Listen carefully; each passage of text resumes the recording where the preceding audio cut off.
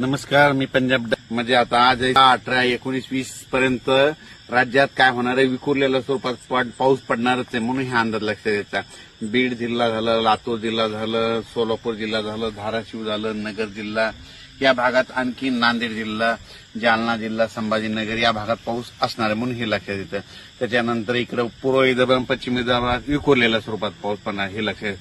पण राज्यातल्या सर्व शेतकऱ्याला सांगू इच्छितो की तुम्ही काय करा, 24 जुलैपर्यंत तुम्ही सगळे शेतीचे कामं करून घ्या. कारण की राज्यात खूप दिवसापासून म्हणतो राज्यात जुलैच्या शेवटच्या आठवड्यात एक मोठा पाऊस येणार आहे म्हणून हे अंदाज लक्षात येतात.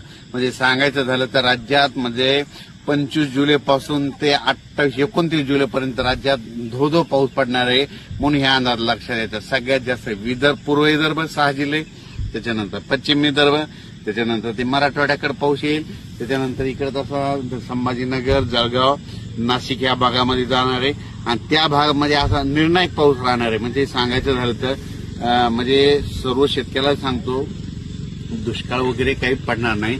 म्हणजे जुलैच्या शेवटच्या आठवड्यात चांगला मोठा पाऊस येणार आहे म्हणून हा अंदाज लक्षात यायचा. मुद्दाम हे खास करून अंदाज दिलेला आहे. तर तांबडा आभाळ झालं की समजायचं वाटल्या तुम्ही काय करा, ऑब्झर्व करा, फोटो काढून ठेवा. ज्या ज्या वाटल्यास तुम्ही बघा, जिथं तांबडा आभाळ झालं की तिथं 72 तासात पाऊस येतोच. हे निसर्ग संकेत देते म्हणून हे तुम्हाला सांगतो. आणि राज्यात सांगायचं झालं तर जुलैच्या मात्र शेवटच्या आठवड्यात 25 जुलैपासून ते 28-29 जुलैच्या दरम्यान चांगला पाऊस येणार आहे म्हणून शेतकऱ्यांनी तुम्ही काय करा, 24 पर्यंत शेतीचे कामे करून घ्या, 24 जुलैपर्यंत करून घ्या.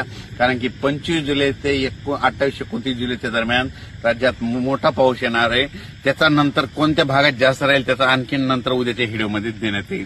पण राज्यात सध्या मात्र आज 17, 18, 19, 20 दररोज वेगवेगळ्या भागात विखुरलेला पाऊस पडणार आहे. म्हणजे आता उद्याचा जे पाऊस आहे 18, 19, 20चा त्यांच्यावर जरा वरून राजाची कृपा दिसायला म्हणून त्यांनी वाटल्यात बघून घ्या, ही अंदाज लक्षात घ्यावा. अचानक वातावरणात बदल झाला तर लगेच एक मेसेज दिला जाईल. धन्यवाद.